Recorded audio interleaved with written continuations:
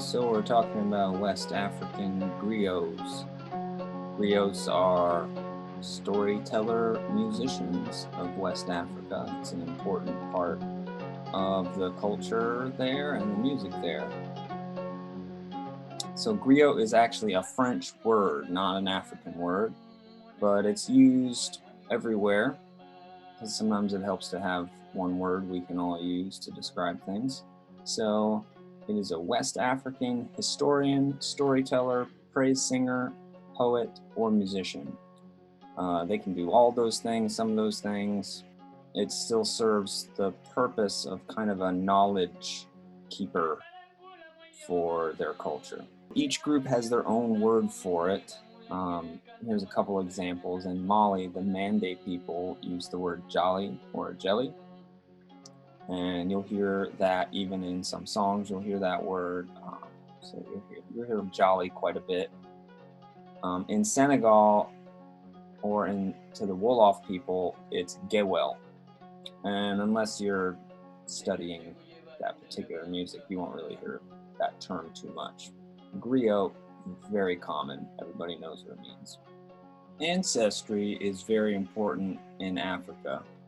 And you should understand that there's sort of a caste system that plays a role in African society.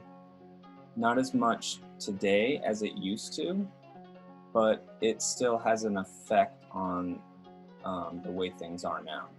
So many years ago, it was really strict, where if your grandpa was a blacksmith, then your dad was also a blacksmith. Your grandpa taught your dad everything he needed to know, and that was the only job he could have. And then your dad taught you, and that's your only job that you can have, and you were a blacksmith, and probably a really good one. And then the same goes for the wood carvers, people who work with the wood. Grandpa would be a wood carver, teach his son, he would teach his son, on and on forever. Same with the shoemaker, making shoes. If your grandpa making shoes, teaches his daughter to make shoes, she teaches the son. And the same goes for griots. So there is a long, long lineage, and because the griots keep history, there are records of griots from many, many years ago. So you have one griot teaches the other, teaches the other, teaches another. And this is a griot that's around today who lives in Arizona. He's a friend of mine named Aruna Jara, and he's from Burkina Faso. So today we have griots kind of all over the world.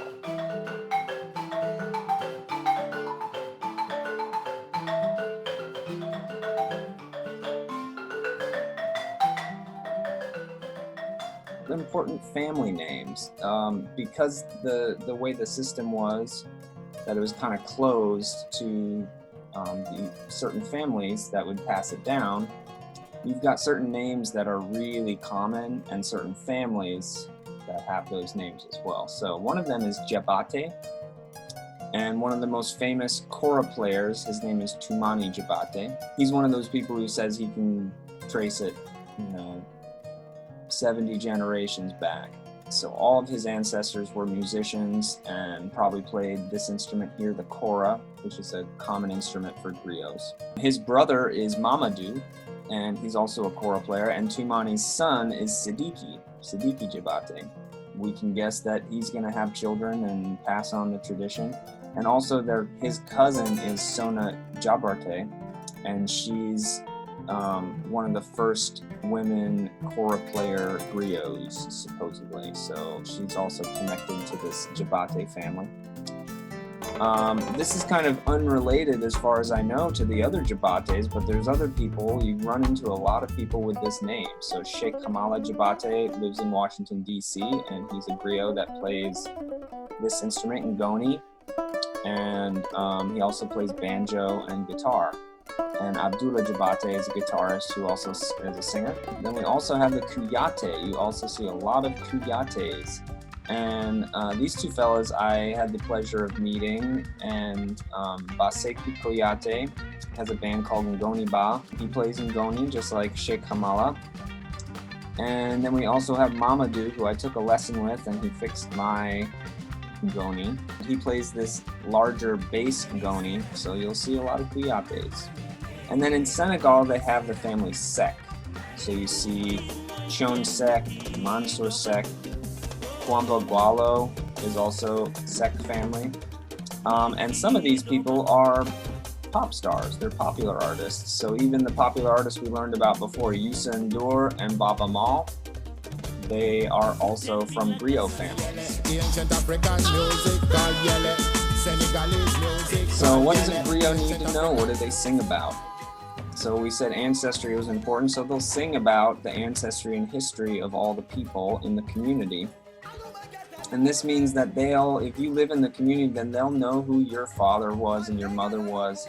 They'll know who your grandma and grandpa was, and who their grandparents were. So they could tell you stories about them that might help you get through hard times. A good example is in Senegalese wrestling, they use the griots to talk about their ancestor and praise the ancestors, so that when they're getting ready to fight, they kind of feel, they say your dad was a great warrior and your grandpa was a great warrior, and they're telling them about all these things that they've done and how strong they were, and that should kind of fill them with energy and spirit to also be a great warrior. That's something that the griots would do for everyone, especially the royalty or the rulers, and in this case wrestlers. Griot also knows all the ancient myths and traditions, and by doing all these things for the community and doing it through music, they're really able to give this information to everyone and not just the people who have access to books and education.